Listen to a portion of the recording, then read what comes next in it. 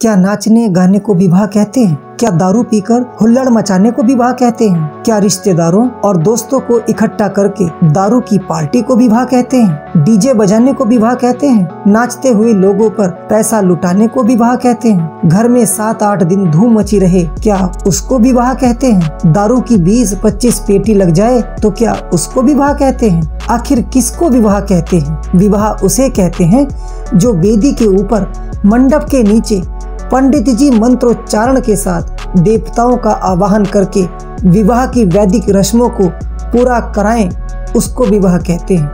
लोग कहते हैं कि हम 8-8 महीने से विवाह की तैयारी कर रहे हैं और पंडित जी जब सुपारी मांगते हैं तो कहते हैं, अरे वह तो भूल गए, जो सबसे जरूरी काम था वह आप भूल गए, विवाह की सामग्री भूल गए, और वैसे तुम 10 महीने से विवाह की कौन सी तैयारी कर रहे हैं? विवाह नहीं साहब, आप दिखावे की तैयारी कर रहे हो, कर्जा ले लेकर दिखावा कर रहे हो। हमारे ऋषियों ने कहा है जो जरूरी काम है वह करो। ठीक है, अब तक लोगों की पार्टियां खाई हैं तो खिलानी भी पड़ेगी। ठीक है, समय के साथ रीति रिवाज बदल गए हैं, मगर दिखावे से बचें। मैं कहना चाहता हूँ, आज आप दिखावा करना चाहते हो तो करो, खूब करो, मगर जो असली काम है, जिसे सही मायने में विवाह कहते हैं, वह काम गौड़ ना हो जाए।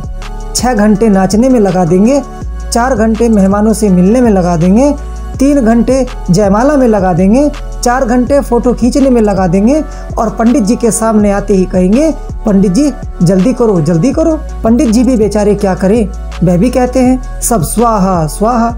जब तुम खुद ही बर्बाद होना चाहते हो तो पूरी रात जगना पंडित जी के लिए जरूरी है क्या?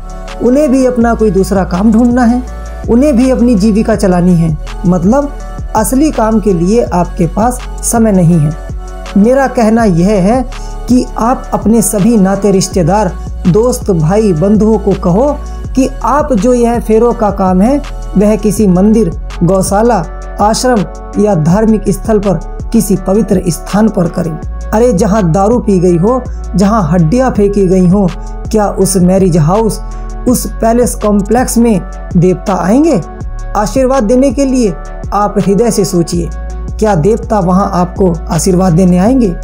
आपको नाचना, कूदना, खाना पीना जो भी करना है वह विवाह वाले दिन से पहले या बाद में करें, मगर विवाह का कोई एक मुहूर्त का दिन निश्चित करके उस दिन सिर्फ और सिर्फ विवाह से संबंधित रीति रिवाज होने चाहिए, और यह शुभ कार्य किसी पवित्र स्थान पर करें जिसमें गुरुजन आवे, घर के बड़े बुजुर्गों का जिसमें आशीर्वाद मिले।